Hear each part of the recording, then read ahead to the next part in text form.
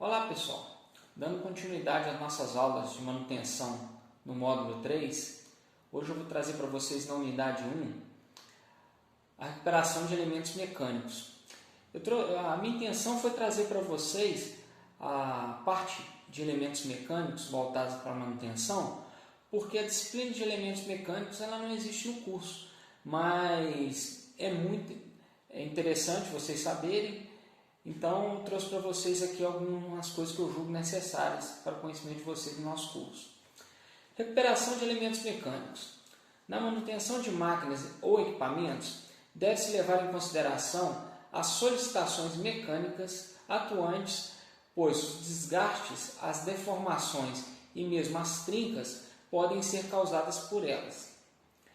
Em algumas situações, a ocorrência imediata de uma falha pode vir a ser desnecessária, desde que se constate que ela não vá comprometer o conjunto em seu funcionamento e nem traga risco de acidente. Então, basicamente, para cada falha, você tem que fazer um tipo de análise para se aquela falha vai comprometer o seu equipamento. Lá nas nossas primeiras aulas, daquelas manutenções, das definições, dos conceitos de manutenção corretiva, preditiva. Então eu expliquei para vocês a parte teórica, mas na parte prática, a questão da falha, você tem que avaliar muito bem, porque quando vocês estiverem trabalhando na indústria, para quem for voltar para essa área, a indústria cobra muito questão de produção. Então, se for uma falha que não comprometa ou traga risco para o equipamento, uma quebra maior, e principalmente não traga risco de acidente para os operadores, você pode estar programando melhor essa manutenção. Análise situacional. Compare a robustez e o dimensionamento de uma máquina antiga com uma moderna. Aqui eu trouxe para vocês dois exemplos, que é uma máquina bem antiga, da década de 40, e hoje um torno CNC da atualidade. Você vê a diferença, mas o que as máquinas antigas, pessoal até hoje mesmo, pessoal que lida com máquinas, traz que as máquinas antigas tinham em relação às atuais. A robustez, porque eram máquinas, na maioria das vezes, seus corpos eram ferro fundido, Para quem viu na nossa aula aí de processo de fabricação, o ferro fundido é um material muito bom para absorção de vibração, mas com a modernidade, com a adaptação de computadores aos tornos mecânicos, você tem aí à sua direita um que é de mais moderno com um torno mecânico. Tá? Análise situacional. A recuperação de um determinado equipamento ou conjunto mecânico tem, nesse momento, alguns fatores que vão direcionar o mecânico de manutenção nas tarefas de recuperar efetivamente o equipamento. Os principais fatores direcionantes são os seguintes: análise do conjunto, é aquilo que eu disse, ver o conjunto por um todo, para ver se alguma falha compromete esse conjunto no todo, ou então você pode postergar a manutenção dessa falha para uma parada de produção, fazendo um turno da madrugada, onde o pessoal não vai estar trabalhando, ou um feriado. Então isso aí tem que ser muito bem avaliado num conjunto inteiro. Análise de cada um dos componentes em termos de desgaste. Qual a gravidade da avaria? É aquilo que eu disse. Tem risco para o equipamento todo parar? Você tem algum risco de segurança que envolve o funcionário que trabalha naquele equipamento? Pessoal, por experiência própria, envolveu segurança, ou então, eu estou na dúvida, mas pode ser que dê algum problema, a pessoa pode se machucar. Para. Não existe justificativa para um funcionário se machucar num equipamento. Depois você mesmo vai se arrepender de ter dado aquela possibilidade da pessoa continuar trabalhando e essa pessoa pode se machucar. Então, na dúvida, não sei se isso aqui pode soltar, machucar alguém, na dúvida, para o equipamento, você vai ter a melhor das justificativas, que é não machucar a pessoa.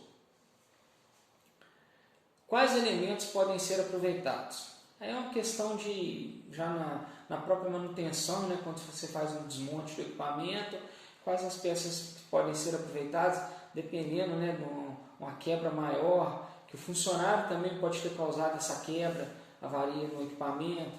Isso acontece muito na indústria também.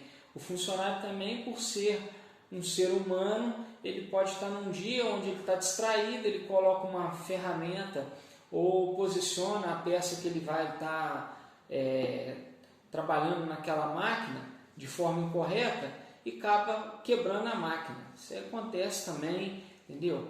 Como nós mesmos nos falamos, nós somos humanos. Mas hoje a ordem, principalmente em indústrias multinacionais, é que se a pessoa não estiver bem para trabalhar, ela tem o direito de falar: hoje eu não estou bem, entendeu? Hoje eu não estou bem e não me considero uma pessoa que possa trazer um trabalho seguro para a empresa.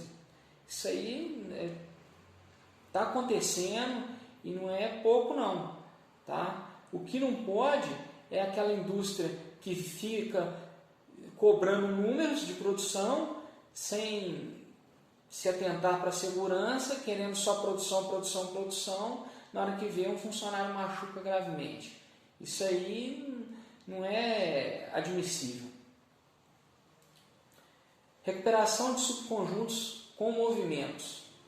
Na recuperação de subconjuntos que possuem movimentos, deve-se levar em consideração dois aspectos: a resistência estática e as condições dinâmicas do conjunto.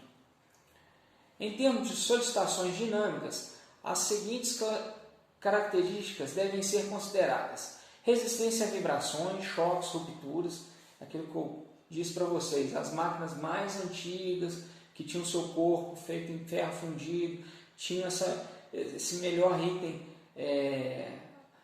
para ser defendido, porque o corpo dela era feito de ferro fundido, então o ferro fundido absorve melhor a vibração. Desbalanceamento, desgastes provocados pelo atrito, de acordo com as condições operacionais de trabalho. Atrito aqui, lá o Léo deve estar explicando muito bem para vocês, a parte de lubrificação é muito legal a pessoa ficar atenta com a questão de lubrificação. Aí vem a manutenção produtiva total, que é o TPM, né? Aquele envolvimento do próprio funcionário do equipamento para te ajudar, você técnico mecânico envolvido com a manutenção, esse funcionário ele pode te alertar: ó, a máquina hoje não está com barulho legal, eu como funcionário tenho as pontos de lubrificação aqui com a gacheta, ele mesmo pode estar fazendo essa lubrificação do próprio equipamento dele, entendeu? Aquilo que eu disse nas primeiras aulas, quando se tem um envolvimento muito grande entre produção e manutenção, de um querer ajudar mutuamente o outro, isso aí é bom demais em qualquer indústria que fabrica qualquer produto, desde brinquedo, a carro, a móvel. Quando você tem a produção sintonizada com a manutenção, você vai longe. A manutenção consegue bons índices de mostrar trabalho, né? De mostrar poucas paradas fora das paradas programadas, né? E dentre outras qualidades. Recuperação de eixos. Os eixos são elementos mecânicos sujeitos a solicitações estáticas e dinâmicas. A maioria dos equipamentos tem eixos. Por isso que eu trouxe para vocês aqui o quanto é importante a recuperação dos eixos. Para recuperar um eixo, vários parâmetros devem ser definidos. Entre eles, os seguintes são muito importantes: a análise das condições de trabalho do eixo, como primeiro passo, rotações por minutos ou por segundo que ele executa, condições ambientais do eixo onde ele se encontra, talvez um ambiente muito poluído, que a questão de lubrificação tem que ser especial, e assim vai. Presença eficiente de lubrificação, que eu havia dito antes. sem lubrificação, nada feito. Então, tanto a manutenção como os próprios operadores têm que estar muito atentos a isso. Pressões específicas por ele exercidas ou suportadas. Os eixos são eles tanto em equipamentos de, por exemplo, que eu já disse para vocês em outras disciplinas, eles podem estar gerando forças, né? Ou estar recebendo essas forças. Então, trincas nos eixos é muito comum. Mas o que se tem de hoje de melhor para se minimizar esses problemas? Inspeções. Então, o próprio funcionário da máquina pode estar vendo se surgiu alguma trinca, alguma linha naquele eixo ali que ele achou estranha. As trincas, dependendo do tamanho dos eixos, são em espessuras de fio de cabelo. Mas a partir daquele momento que você é avisado, você manutenção é avisado, você tem ainda um tempo para se arrumar uma medida paliativa para aquele eixo não quebre, né? Existem anéis que você pode estar torneando, que você vai tipo que engessar aquele eixo e fazer um anel externo naquele eixo para aquela trinca não se propagar até que se fabrique um eixo novo, tá? Então existem outros processos, né? Até mesmo eu vou explicar numa unidade especial aí, análise com líquido penetrante para ver a profundidade daquela trinca, até onde ela está chegando, porque talvez é uma trinca também que você enxerga o início dela, mas você não está vendo todo o comprimento dela. Então o líquido penetrante vai te possibilitar isso. Então, agora a gente vai ver a parte de recuperação de eixos por soldagem. Eu trouxe para vocês aqui essas fotos, exemplificando o que é essa recuperação de eixo por soldagem. A primeira foto à esquerda, ela mostra o preenchimento do diâmetro desgastado formando uma camada de solda. O que acontece, pessoal? Esse exemplo aqui está recuperando o eixo de um rotor, de um motor elétrico, né? Esse eixo pode ter sofrido um desgaste por um rolamento ter travado, ou então falta de lubrificação, desse rolamento gerou um desgaste, esse rolamento travou, né, e houve um desgaste no eixo. O que ele está fazendo aqui? Ele está preenchendo o eixo com várias camadas de solda, tá? Esse tipo de serviço necessita de um profissional muito habilidoso, porque essas camadas de solda têm que ser perfeitas, porque assim que ele fizer todas essas camadas de solda ao redor do eixo, você vai fazer um processo seguinte, que é uma usinagem. Aí a foto à sua direita aí já mostra o rotor em um entorno sendo desbastado, por o comprimento do rotor do eixo ser muito comprido, esse rotor teve que ser apoiado em uma luneta no torno, tá? Essa parte verde é uma luneta. Então você já observa o desbaste, que o torneiro vai ter que desbastar esse eixo aí até conseguir o diâmetro ideal. O que eu aconselho para a experiência com torno? Você já ter o rolamento em mãos e fazer esse ajuste com o melhor acabamento, quando você chegar no final já próximo ao diâmetro, com o melhor acabamento da sua ferramenta e conferindo com o micrômetro, tá? Mas mesmo com a medida do micrômetro, você pode também ir tentando ver o encaixe, a interferência que vai dar desse eixo no rolamento original que vai entrar aqui. Porque uma vez que você passou desse diâmetro ideal, na linguagem popular aí da mecânica, você matou a peça, já era. Você perdeu todo o seu trabalho de solda, de preenchimento, você voltou o seu eixo a um desgaste que você tinha anteriormente, tá? Mas é isso aí, a recuperação do eixo é muito usada, é um processo rápido, porque vamos supor que você tem que encomendar um outro rotor desse, até chegar, sua linha de produção pode estar totalmente parada, né? Então isso aí é um processo mais rápido, muito comum usado na indústria. Recuperação de engrenagens. A inclusão de um dente soldado em uma engrenagem é um caso de enxerto.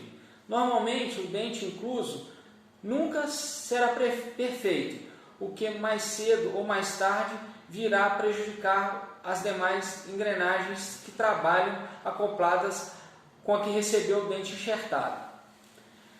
De qualquer forma, a recuperação de dentes de engrenagens por solda obedece à seguinte sequência: a preparação das cavidades, né? Você faz um esmerilhamento, a soldagem, volto a dizer, do mesmo jeito que foi do eixo, você tem que ter um profissional para fazer o melhor ponto de solda aí, e o ajuste dos dentes. Aí já é parte mais de habilidade com ajustagem. É um artifício utilizado na indústria? É sim. É recomendado? Não. Principalmente com engrenagens. Isso aí é só em caso extremo. Se você ainda tiver um tempo de negociar com a linha de produção porque a máquina está parada e correr atrás de usinar uma engrenagem totalmente nova, com os dentes recuperados, uma engrenagem com os dentes perfeitos, é muito melhor. Porque você coloca uma engrenagem dessa com 2 dentes que recebeu esse acréscimo de solda para recuperar o dente, isso é uma medida paliativa, pode gerar um desgaste da outra engrenagem, pode essa solda aí desgastar rapidamente. Isso aí é para um caso extremo que você vai ter a sua máquina rodando, mas você já tem que visualizar, colocar outra engrenagem no lugar, tá? Mas se for uma coisa rápida, dá para aplicar. Recuperação de rosca.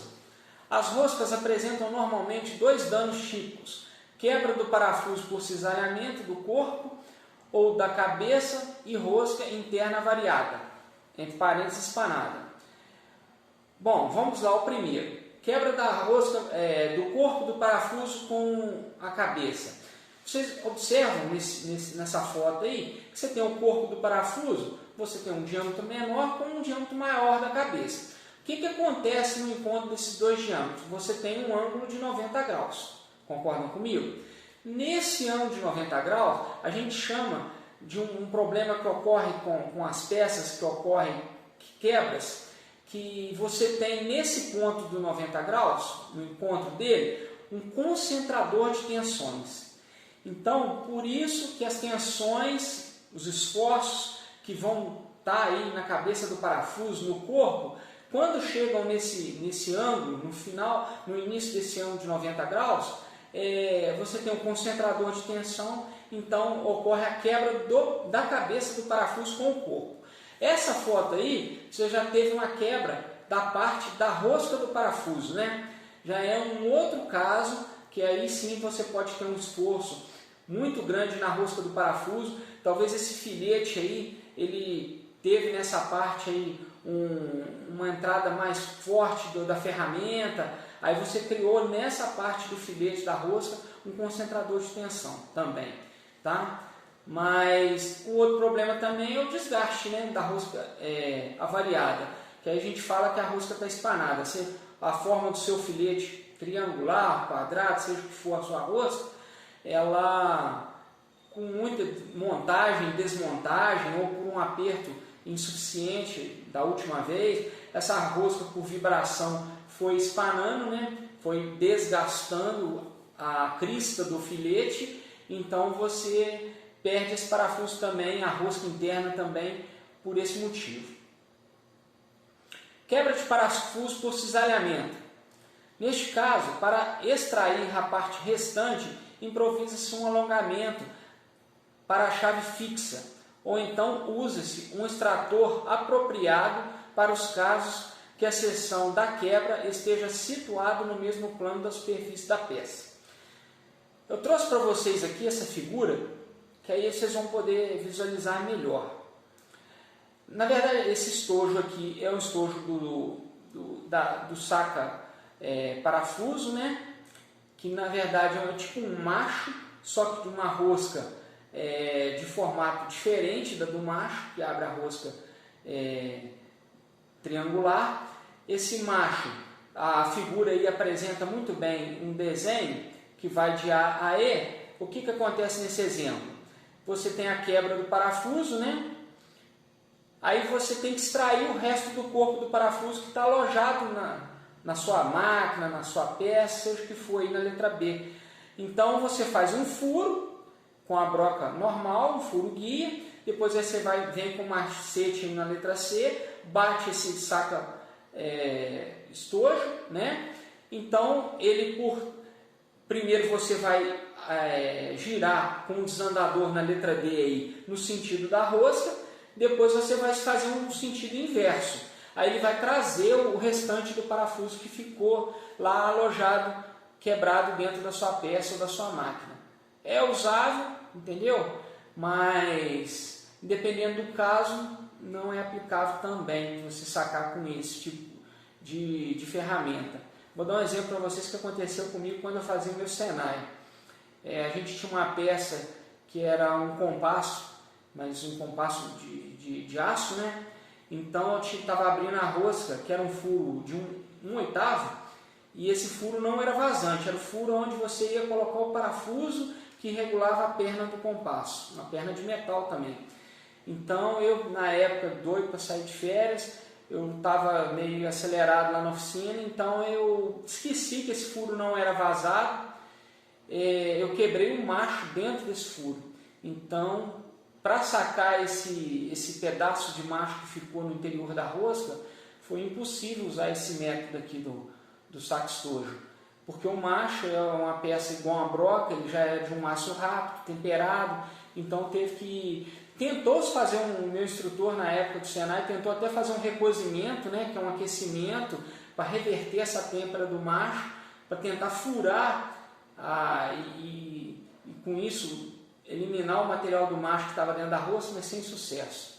Teve que, na verdade, amputar a perna do macho lá, soldar um outro bloco para mim usinar na plânia, fazer os ajustes de bancada novamente, né? Porque eu tive que fazer essa parte do compasso novamente por causa de um macho que eu quebrei tendo pressa. Então, para vocês aí, técnicos mecânicos, tem que ficar muito atento com relação à pressa, porque principalmente com questão de acidentes, né? Já várias vezes já frisei isso nas nossas aulas, mas também pode acontecer esses problemas.